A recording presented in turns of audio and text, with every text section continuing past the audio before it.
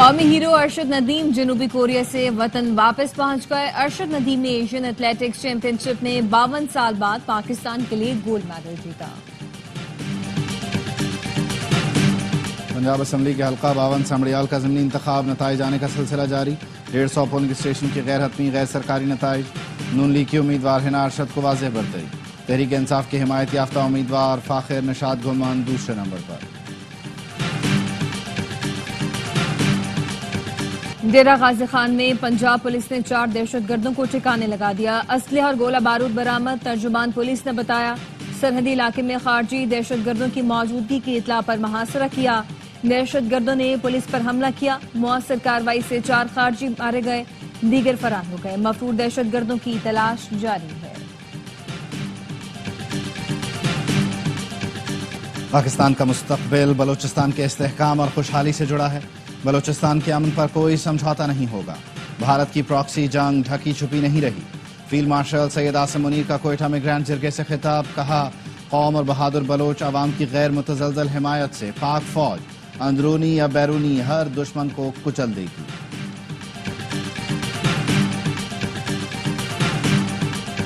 سیاسی اتحادیوں کو ملکی مفاد میں مل کر آگے چلنے کی ضرورت ہے۔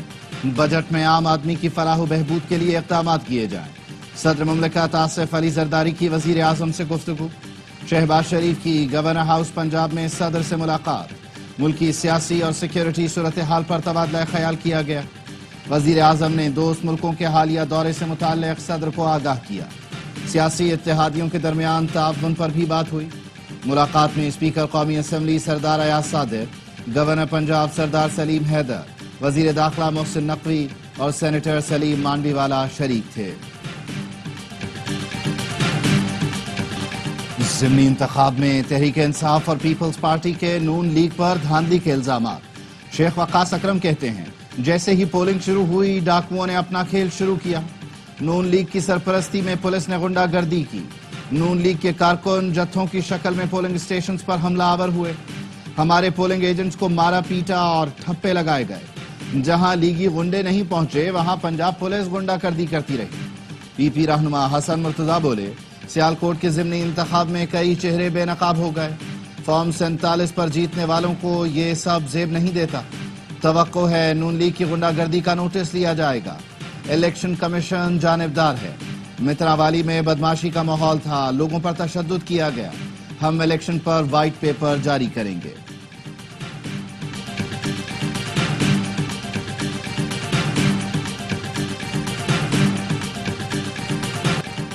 مخالفین کا رونا چیخنا ثابت کرتا ہے یہ ضمنی انتخاب ہار کا ہے۔ ان کا طریقہ کار یہی ہے، ہر بار روتے چیختے ہیں۔ پنجاب کی سینئر وزیر مریم اورنگزیب کی آروائی نیوز سے گفتگو، کہا زیادہ سے زیادہ جھوٹ بولنا ہی پی ٹی آئی کی کارکردگی ہے۔ یہ جتنا چاہیں روئیں پیٹیں، لوگ ترقی دیکھ کر ووٹ دیتے ہیں۔ دھاندلی کا کوئی ثبوت ہے تو پیش کریں۔ پی ٹی آئی اپنے دور میں پنجاب کا برا حال کر کے گئی تھی۔ گزشتہ 1.5 سال میں پاکستان اور پنجاب میں ترقی ہوئی۔ وزیر اطلاعات پنجاب عظمیٰ بخاری کا پی پی پر طنز، کہا پنجاب میں 400 ووٹ لینے والی جماعت بھی دھاندلی کی شکایات کرتی ہے۔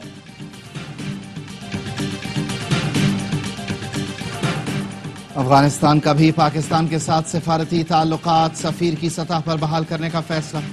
نائب وزیر اعظم اسحاق ڈار کا افغان عبوری وزیر خارجہ امیر خان متقی سے رابطہ۔ افغان وزیر خارجہ نے پاکستان کی جانب سے سفیر کی سطح پر تعلقات بحالی کے فیصلے کا خیر مقدم کیا۔ ترجمان دفتر خارجہ کے مطابق دونوں ملکوں نے باہمی اعتماد کے قیام کے لیے مل کر کام جاری رکھنے پر اتفاق کیا۔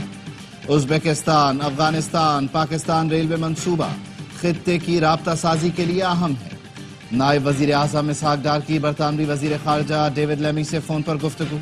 ترجمان دفتر خارجہ کا کہنا ہے دو طرفہ تعاون کے فروغ اور اقوام متحدہ سیکیورٹی کونسل میں تعاون بڑھانے پر گفتگو ہوئی۔ بھارتی جارحیت بے نقاب کرنے کا مشن، بلاول بھٹو زرداری وفد کے ہمراہ نیو یارک پہنچ گئے۔ بلاول بھٹو کی قیادت میں پاکستانی وفد امریکہ میں اہم ملاقاتیں کرے گا، دنیا کو بھارتی جارحیت سے آگاہ کرے گا۔ پاکستانی پارلیمانی وفد اقوام متحدہ کے سیکرٹری جنرل سمیت ارکان کانگریس اور ٹرمپ انتظامیہ کے اہم ارکان سے ملاقاتیں کرے گا۔ شہری رحمان سمیت وفد کے دیگر ارکان آج نیو یارک پہنچیں گے۔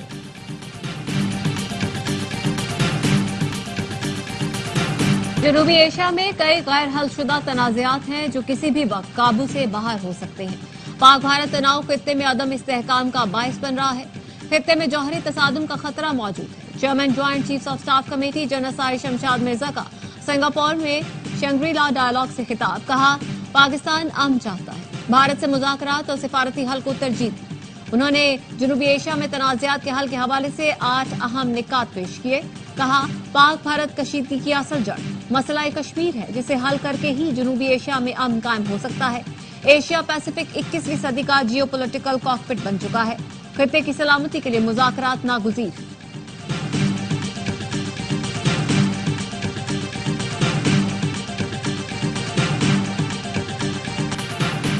جے یو ایف کا 18 سال کی عمر میں شادی کے بل کے خلاف احتجاج کا اعلان۔ مولانا فضل الرحمان کہتے ہیں مختلف شہروں میں جلسے کریں گے۔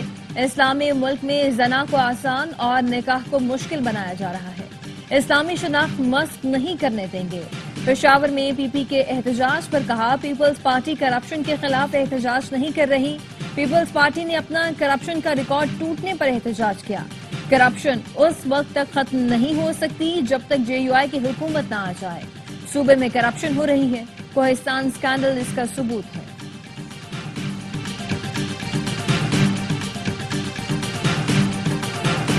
نگران دور میں مولانا فضل الرحمان کے لوگ کرپشن میں ملوث رہے۔ کیا آصف علی زرداری اور مولانا فضل الرحمان کے منہ سے کرپشن کی بات اچھی لگتی ہے؟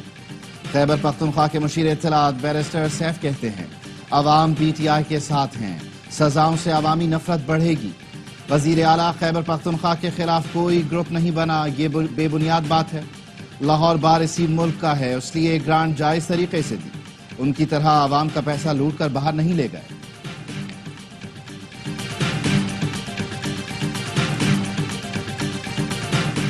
مسلم لیگ نون کے صدر نواز شریف خصوصی پرواز کے ذریعے لندن روانہ۔ نواز شریف لندن میں چند روز قیام کریں گے اور اس دوران اپنا مکمل چیک اپ بھی کرائیں گے۔ بھارت نے 30 سال میں دنیا کے سامنے اپنا جو تاثر بنایا تھا وہ ہماری فوج نے 3 دن میں خاک میں ملا دیا۔ وفاقی وزیر احسن اقبال کا ناروال میں خطاب، کہا 2019 میں جب انڈیا نے حملہ کیا تو اس وقت کے وزیر اعظم نے کہا کیا ہندوستان پر حملہ کر دوں؟ اب کی بار ہمارے وزیر اعظم نے فوج سے کہا بھارت کو ایسا جواب دو کہ وہ یاد رکھے۔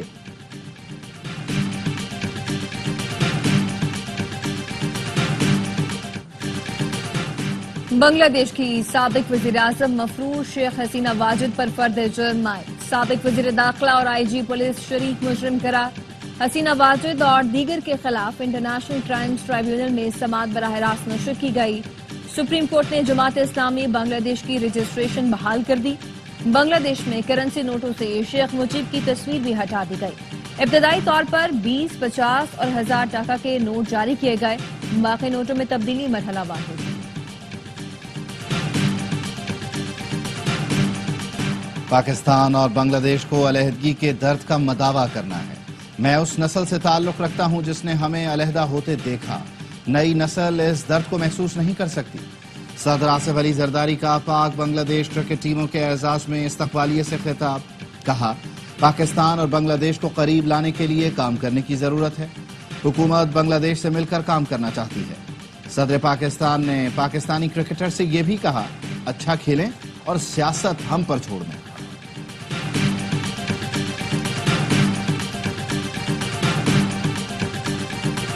اسرائیلی فورسز کی سفاکیت، رفح میں امدادی مرکز پر گولیاں برسا دی، 39 فلسطینی شہید، 200 سے زیادہ زخمی ہو گئے۔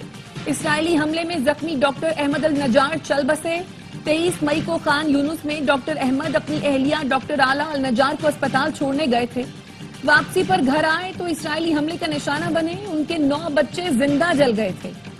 ڈاکٹر احمد اور ان کا ایک بیٹا شدید زخمی ہو گئے۔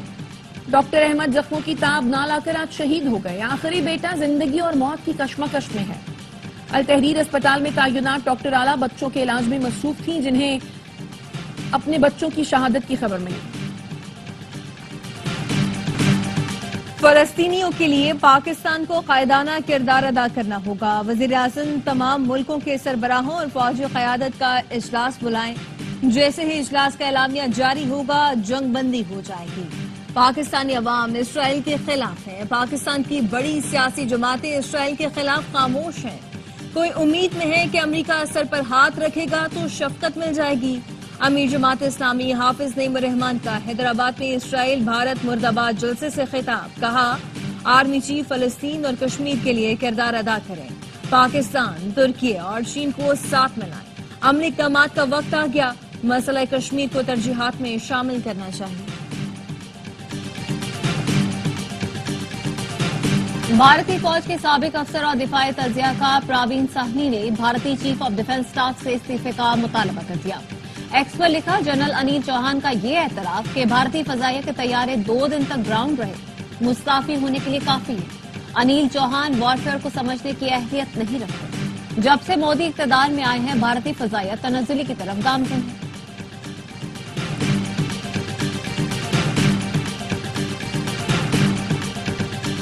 تلنگانہ کے وزیر اور کانگریس رہنما اتم کمار ریڈی کی مودی سرکار کی سفارتی پالیسیوں پر کڑی تنقید. کہا chief of defence staff general Anil Chauhan نے بھارتی رافیل گرنے کی تصدیق کی. مودی حکومت کی طرف سے مسلسل انکار دراصل ناکامیاں چھپانے کی کوشش ہے. ٹرمپ نے جنگ بندی کا اعلان کیا تو بھارتی ڈی جی ایم او کو کیوں خاموش رکھا گیا؟ عوام بھارتی حکومت کے پروپیگنڈے سے ہوشیار اور حقائق جاننے کی کوشش کرے. چیئرمین انڈین نیشنل کانگریس برائے میڈیا اینڈ پبلسٹی ڈپارٹمنٹ پون کھیرا کے مودی سے سوالات. کہا پاکستان تو عالمی سطح پر کامیابیاں سمیٹ رہا ہے. آپ کی خارجہ پالیسی کہاں کھڑی ہے؟ کون سا ملک بھارت کے ساتھ کھڑا ہے؟ آپریشن سندور کے بعد چین، روس، ایران پاکستان کے ساتھ کھڑے ہیں. امریکہ بھارت کو دھمکا رہا ہے. مودی کی خارجہ پالیسی یا ملکی سیکیورٹی پر سوال اٹھاؤ تو غدار قرار دے دیا جاتا ہے.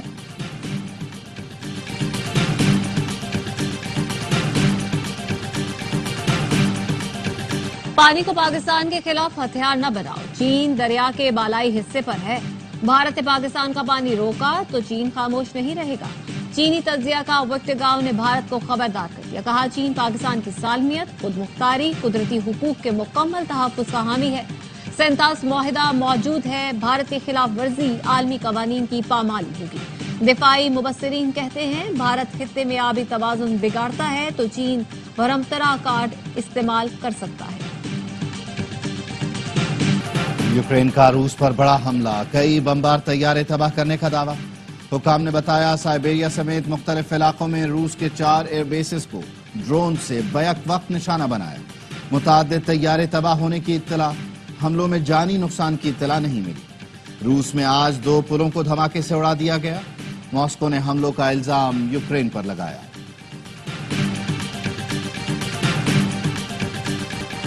عید قربان سے پہلے آخری اتوار مویشی منڈیوں میں زبردست رش. بیوپاریوں کے نخرے عروج پر جانوروں کے دام بڑھا دیے. جانوروں کی منمانی قیمتیں سن کر خریدار حیران. جانوروں کی حد سے زیادہ بڑھی ہوئی قیمتیں دیکھ کر شہری اجتماعی قربانی کو ترجیح دینے لگے. کراچی کے مویشی منڈی میں بھاؤ تاؤ جاری. شدید گرمی میں سکھر میں جانور کو بیماری سے بچانے کے حفاظتی اقدامات جاری.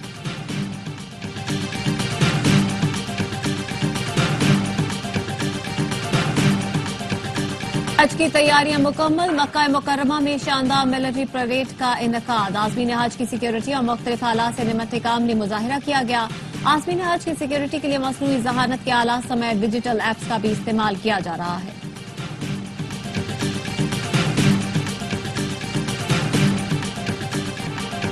بھارت میں مانسون سے تباہی. ریاست آسام میں سیلاب اور لینڈ سلائیڈنگ سے 8 افراد ہلاک ہو گئے.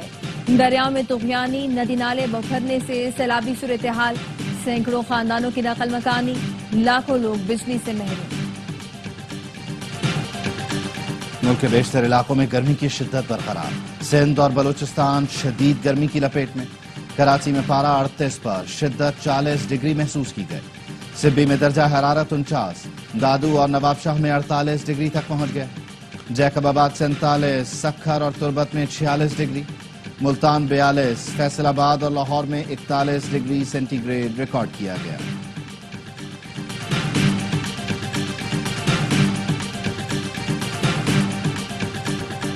قومی انسداد پولیو مہم مکمل. NEOC کا کہنا ہے 6 دن میں پنجاب، سندھ اور بلوچستان میں 97% بچوں کی ویکسینیشن مکمل کی گئی. केपी और आजाद कश्मीर में 98%, गिलगित बल्तिस्तान और इस्लामाबाद में 101% बच्चों को पोलियो वैक्सीन दी गई। इंसदाद पोलियो मुहिम पाकिस्तान और अफगानिस्तान में बैक वक्त कामयाबी से जारी रही।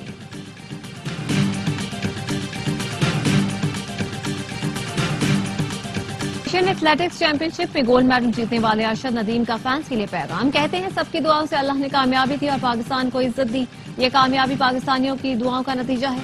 आज रात 10:30 बजे लाहौर पहुंचूंगा। और सऊदी क्लब अल इत्तेहाद ने 10वीं बार किंग्स कप अपने नाम कर लिया। फाइनल में अल कुद्सिया को 1 के मुकाबले में 3 गोल से शिकस्त। स्टार फ्रांसीसी फुटबॉलर करीम बेंजेमा ने 2 गोल दागे। सऊदी वली हेड शहजादा मोहम्मद बिन सलमान ने भी फाइनल देखा। चैंपियन टीम को ट्रॉफी भी दी।